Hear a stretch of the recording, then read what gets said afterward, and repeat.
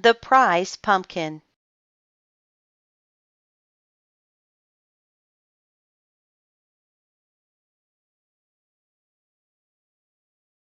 The Berenstain Bears and the Prize Pumpkin. Published by Random House. Copyright 1990.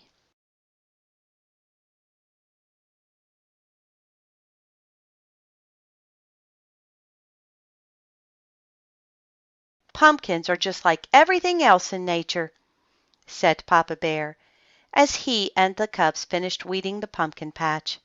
No two of them are exactly alike. That's for sure, agreed Brother Bear. Look at that funny flat one, and that lumpy one over there. Then there was the giant, which is what Papa had named one that just seemed to be getting bigger and bigger. Why is it that no two things are exactly alike? Asked Sister Bear. It's just the way nature is, answered Papa.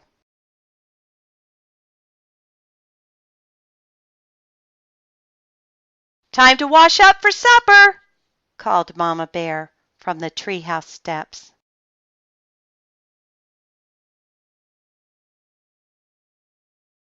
What about Queenie McBear's twin brothers?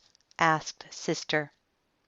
They certainly look a lot alike, said Papa, but I've noticed that Mrs. McBear can tell them apart quite easily. In you go, said Mama, shooing her family into the house.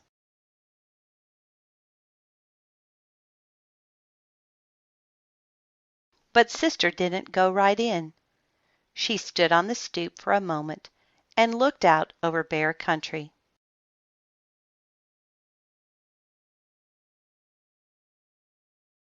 It was well into fall, so the days were getting shorter. Halloween had come and gone. Pretty soon the Bears would start thinking about Christmas. But right now Bear Country was aglow in the setting sun. Farmer Ben's well-kept farm looked especially fine, with its baled hay, corn shocks, and pumpkins casting long shadows.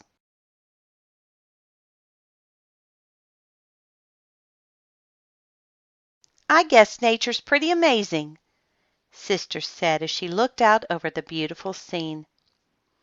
It's the most amazing thing there is, said Mama.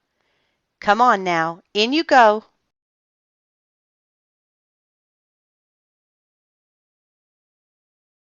Farmer Ben's farm sure looks beautiful in the setting sun, said Sister as the family sat down to supper.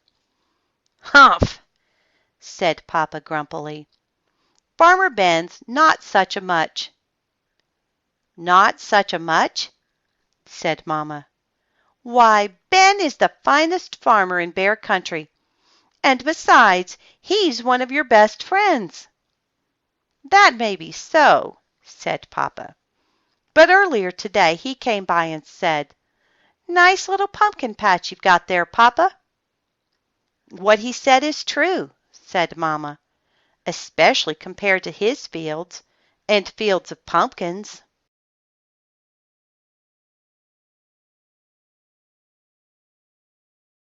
That may be so, too, grumped Papa, but I didn't like the way he said it. He sort of chuckled. My patch may be small, but the giant is big. It may be the biggest and best pumpkin in all Bear Country. What do you think about that?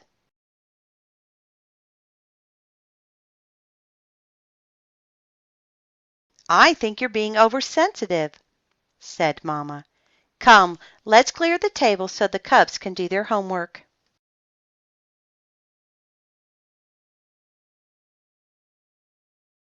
Brother and sister sighed as they spread their books out on the table.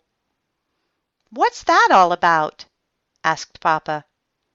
Oh, I was just thinking, said Brother. With Halloween over and Christmas almost 2 months away, there's nothing to look forward to. That's right, added Sister. Nothing except lots of homework.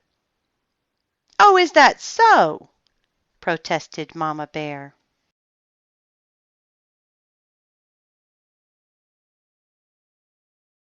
It just so happens that there's something very important to look forward to. A very special holiday called Thanksgiving. That's when we give thanks for all the wonderful. Your mamma's absolutely right, interrupted Papa.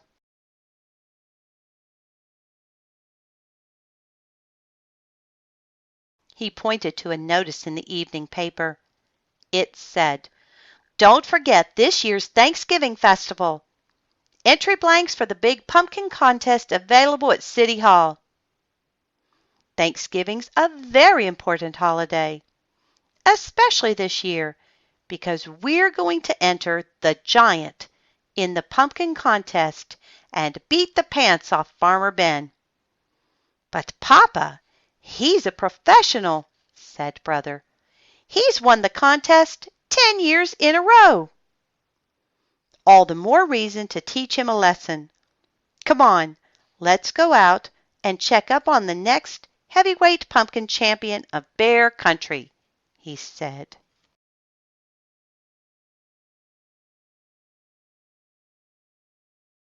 Now it was Mama's turn to sigh. Thanksgiving was about giving thanks, not beating the pants off Farmer Ben.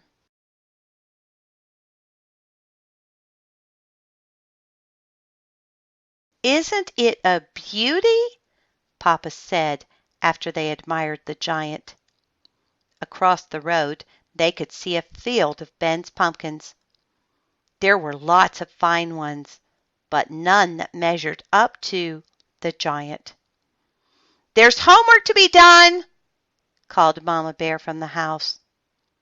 As they left, the cubs asked Papa, "Aren't you coming in?"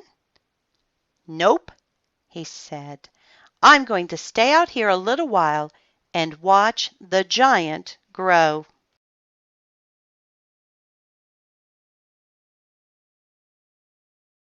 And grow it did.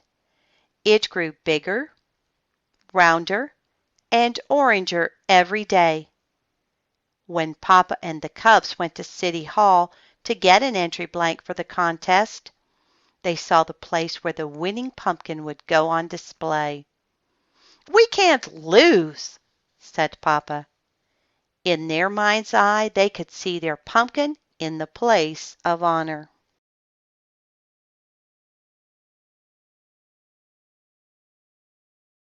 Mama tried to remind them what Thanksgiving was really about, but every time she did, Papa would interrupt. "You'll have to excuse me, my dear," he'd say. "It's time to water the giant." He not only watered it on a regular schedule and gave it special plant food, he also covered it with a blanket at night and tucked it in against the cold.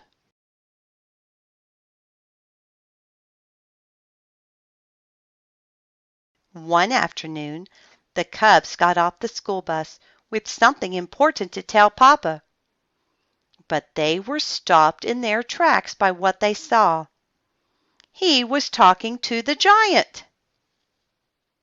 Mama explained that Papa had bought a book from the swindler Raffish Ralph about how to encourage your plants to grow by talking to them. "Well," said Brother, "I don't suppose it can do any harm." "It sure could harm his reputation," said Sister, "if anybody saw him talking to a pumpkin."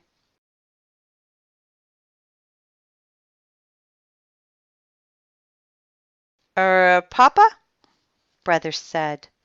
"A cub at school told me he went on a class trip to Ben's farm and saw some pretty big pumpkins, especially one really big one that Ben calls the monster. We've got to get a look at it," said Papa.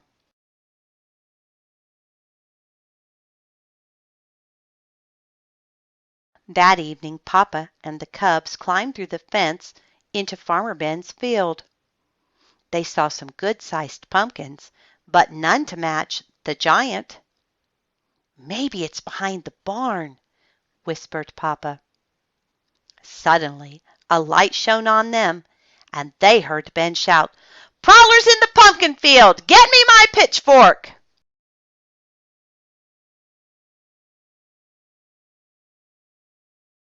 They got out of there so fast, Papa tore his overalls climbing through the fence. "What have you been up to?" asked Mama Bear when they got home. "Nothing much," said Papa, "just strolling in the moonlight."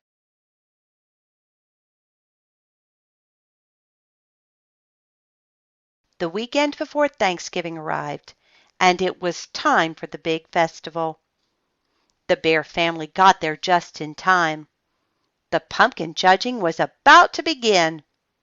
There were many fine pumpkins in the contest, but Papa was sure that none could measure up to the giant until he saw the monster.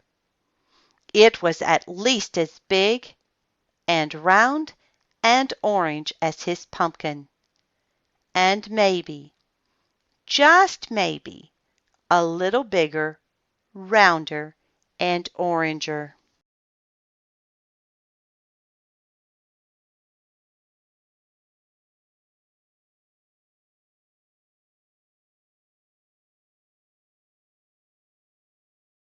The Bears waited nervously while the judges studied, measured, and weighed, and then studied, measured, and weighed some more.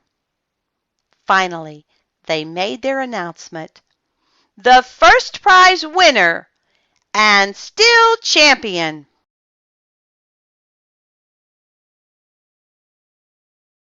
Of course, that meant Farmer Ben had won. It was close. It turned out that Ben's monster was just a little bigger, rounder, and oranger than Papa's giant. But that wasn't the worst of it. The giant didn't even come in second. A beautiful pumpkin grown by Miss McCriz won second prize. The giant came in third. Papa and the cubs were crushed, and very quiet as they pushed their third prize winner home.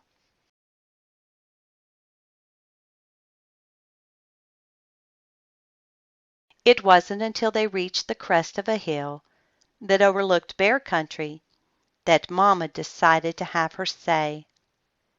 "I know you're disappointed, but third prize is nothing to be ashamed of. Besides, Thanksgiving isn't about contests and prizes. It's about giving thanks.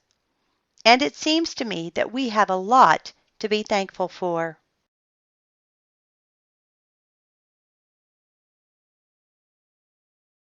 Perhaps it was Mama's lecture, or maybe it was how beautiful Bear Country looked in the sunset's rosy glow.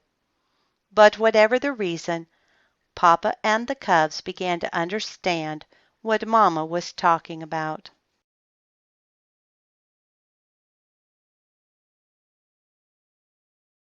Even more so on Thanksgiving Day. After the Bears gave thanks for the wonderful meal they were about to enjoy, Sister Bear gave her own special thanks.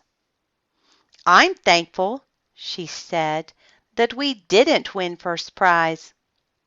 If we had, the giant would be on display in front of City Hall instead of being part of the yummy pies we're going to have for dessert."